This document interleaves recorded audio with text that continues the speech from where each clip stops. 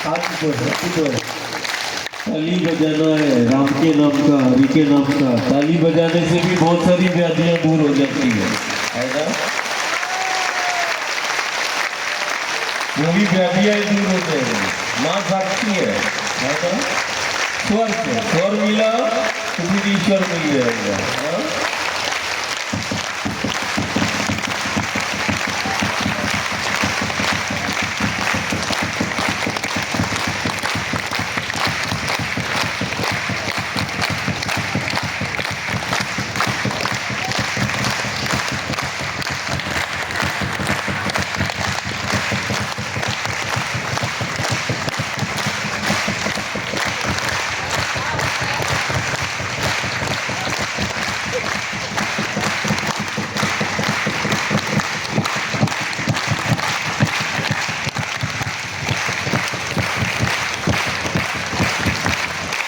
जय ओम जय ओम जय ओम मां बोले।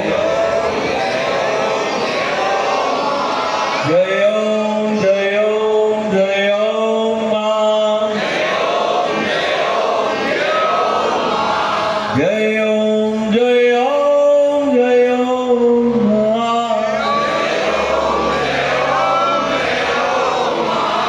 जय ओम जय ओम जय ओम मां।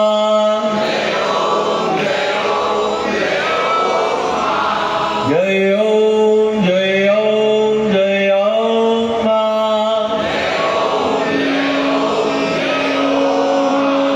जय ओम जय ओम जय ओम मां।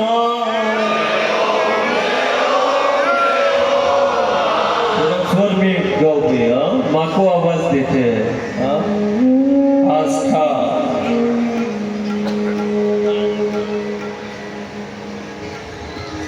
आस्था और आस्था में कभी राम की आस्था, कभी हरि की आस्था को आस्था प्रकट करती है। और आज वो माँ के प्रति अपनी आस्था को प्रकट करता है। आपको कभी राम की आस्था को प्रकट करता है, कभी हरि की आस्था को प्रकट करता है। कभी आस्था हमारा उस माँ की आस्था को प्रकट करता है, उस परमात्मा ईश्वर की आस्था। और जहां आस्था का प्रकटीकरण हो जाए, समझना वही उस परमात्मा ईश्वर का मिलना हो जाएगा। जहां आस्था प्रकट हो गई, वही तुम्हें परमात्मा ईश्वर मिल जाएगा। ऐसे सब थोड़ा माँ को आवाज देना। जय ओम जय ओम जय ओम मां। बोलो थोड़ा ताली और थोड़ा थोड़ा मुस्कुराना। मुस्कुराना। माँ क्या चाहती है? बच्चों को मुस्कुराते हुए देखना चाहती है। हम माँ को कुछ नहीं दे सकते, हम माँ को खुश नहीं रख सकते, लेकिन एक माँ ही है जो बच्चे को मुस्कुराते हुए देखती है ना, तो वो खुश हो जाती है। जो मुस्कुराते हुए देखना चाहती है बच्चों को, वही तो है माँ। और यदि हमारे मुस्कुराने से, यदि हमारी माँ को प्रसन्नता मिलती है, खुशी मिलती है, तो ये व्यासपीठ साक्षी है आज। यदि मेरे खुश होने से माँ को खुशी मिलती है, मेरे मुस्कुराने से माँ मेरी खुश होती है, तो आज एक व्रत जरूर धारण करना कि हर स्थिति परिस्थिति में मुस्कुराते हुए अपने दायित्व और अपने कर्तव्यों को हमें करना है। क्यों? कारण माँ चाहती है मुस्कुराते हैं। तो आज हमारा भी संकल्प हो कि स्थितियां कैसी भी हो, परिस्थितियां कैसी भी हो, हर स्थिति, हर परिस्थिति में मुस्कुराते हुए हमें अपने जीवन को जीना भी है और हमें अपने दायित्व और कर्तव्यों को निभाना भी है ना। इसलिए जब माँ की गोद में एक नवजात शिशु होता है तो वो माँ को देखेगा या फिर माँ को आवाज देगा। ऐसे ही समझना आज आस्था में ऐसे ही नवजात शिशु आया है कि माँ की गोद में है, लेकिन माँ की गोद में बैठने वाला, माँ की गोद में रहने वाला वो क्या करेगा? माँ को देखेगा या फिर माँ को वो आवाज लगाएगा, है ना? ऐसे ही आज आस्था से सब परिवार, आज हम जब इस नगरी में आए, इस देव नगरी भी कहे तो ये अतिशयोक्ति नहीं है, आस्था देव नगरी है। और आस्था के नाम से महायोगी का जीवन जुड़ा हुआ है। एक तरफ देखना, हम कभी कभी घर परिवार से मिलते, जहां मिलना हो,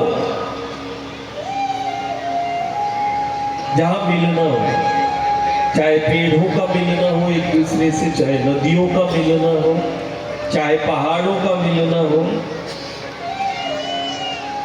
जहां मिलना होगा वहां सृजन शक्ति अन्य स्थान की तुलना में वहां दैवीय शक्तियां ज्यादा प्रधान होंगी। ऐसे ही पापनासु, जिसको यहां क्या बोलते हैं? पपनास, पापों का नाश करने वाले पपनास। और पार्वती जो कल्याणी है, कल्याण को करने वाली। एक तरफ पार्वती, दूसरा पापों का नाश करने वाली वो पपनास यहां मिलती है। और जहां भी, जिसको हम नदी के रूप में देख रहे हैं, दुनिया भी देख रही है, लेकिन ये महज एक नदी नहीं, एक बहता हुआ पानी नहीं कि हम पपनास को देख रहे हैं, पार्वती को देख रहे हैं, नहीं। दुनिया में केवल हमारी सनातन वो संस्कृति है, दुनिया में केवल हम हैं जो सिर्फ जन्म देने वाली को मां नहीं कहते, जीवन देने वाली को भी हम मां कहते हैं। जो हमारा पालन पोषण करती है उसको भी हम मां कहते हैं। और जब हमने पपनास को देखा और उसको पार करके हम परिवार के पास आए, तो हमने वहां मां को प्रणाम किया, पपनास को। फिर दूसरी तरफ पार्वती मैया मिलती है, कल्याणी। और जहां मिलना होता है, जिस गांव नगर में दो नदियों का मिलना होता है, निश्चित मान के चलना वो गांव तीर्थ बन जाता है, वो नगर तीर्थ कहलाता है। ये देखो, गंगा यमुना मिली, इलाहाबाद जहां मिलना हुआ वो आज प्रयाग के नाम से जाना जाता है। तीर्थों का राजा कहलाता है, जहां गंगा और यमुना और गुप्त सरस्वती मिलती है। तीर्थों का राजा, राजा बन जाता है। आज आस्था में दो नदियों का मिलना, किसी भी स्थान में, कोई भी गांव नगर में यदि दो नदियों का मिलना हो रहा है, या किसी गांव नगर में किसी नदी का उद्गम हो जहां वो प्रकट हो रही है, एक ध्यान देना, जहां से नदी का प्राकट्य हो रहा हो, हमारे लिए तो वो नदी नहीं, हमारे लिए तो वो साक्षात भगवती है। हमारे लिए वो नदी नहीं, हमारे लिए वो शक्ति है। और आस्था ने जीवंत पार्वती के रूप में और पपनास के रूप में तुमने शक्तियों को प्राप्त किया है, जो असाधारण शक्ति है, जीवन का ही आधार नहीं, जिसके तट और पथों पर सिद्धों ने डेरा डाला हो, वो पपनास, वो पार्वती है। जिसके तट और पथ पर सिद्ध लीला करते हैं, नवनाथ लीला करते हैं, महायोगियों ने इसी संगम के आसपास एक ऐसा ही महायोगी जिसके नाम से आस्था है। हमने बहुत सुनी द्वापर में कृष्ण और अर्जुन के बीच की संवाद, कृष्ण और अर्जुन के बीच का संवाद, उसको भी गीता बोला। लेकिन आस्था और पपनास और पार्वती का ये संगम इस बात की प्रामाणिकता है कि यदि द्वापर में कृष्ण और अर्जुन का संवाद हुआ, और जो संवाद हुआ उसको आज हम गीता के रूप में देख रहे हैं, लेकिन ये द्वापर काल की बात है। लेकिन और पीछे यदि हम चले त्रेता काल में, तो राजा जनक की सभा में ऐसा ही एक बालक, जैसे आज आस्था में आया, ऐसे ही राजा जनक की सभा में एक बालक पहुंच गया। और एक बालक का संवाद जो जनक के साथ होता है, और वो बालक और कोई नहीं, अष्टावक्र, जो 8 शरीर के 8 स्थानों से टेढ़ा मेढ़ा है, उसको बोला अष्टावक्र। पपनास और पार्वती उसी महातपस्वी का जीवंत प्रमाण दे रही है। अष्टावक्र वो महर्षि, वो महायोगी जिसके नाम से आस्था, यही पपनास, यही पार्वती के तट और पट पर कभी गुरु की आस्था, कभी हरि की आस्था, कहीं उस भक्त की आस्था, शिष्य की आस्था, प्रेमी की आस्था का ये बहुत प्राचीन काल में ये बहुत असाधारण तीर्थ रहा होगा, जो आज हम नगर के रूप में इसको देख रहे हैं।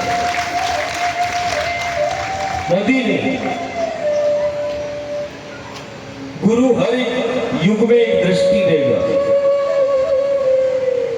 गुरु ने एक विचार दिया, गुरु और गोविंद ने कुछ नहीं दिया। क्या दिया? एक दृष्टि दी कि तुम मेरी दृष्टि से देखो, मेरे नजर से देखो।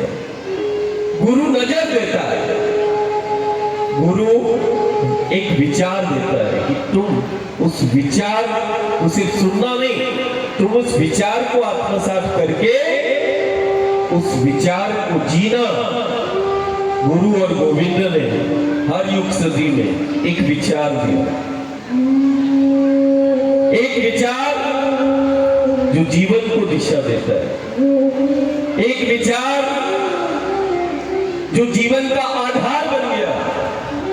और वही विचार सिर्फ जीव का ही आधार नहीं, इस समूचे जगत का आधार बन गया। बोले वो कौन सा विचार है? बोले जो गुरु और गोविंद के मुख से निकला, वो विचार आधार बन जाता है जीवन का भी और इस जगत का भी। तो हर युग सदी में गुरु ने एक विचार दिया, गुरु ने एक दृष्टि दी, एक नजर दिया। आज हम आस्था को एक नजर की, तुम मेरी नजर से देखो।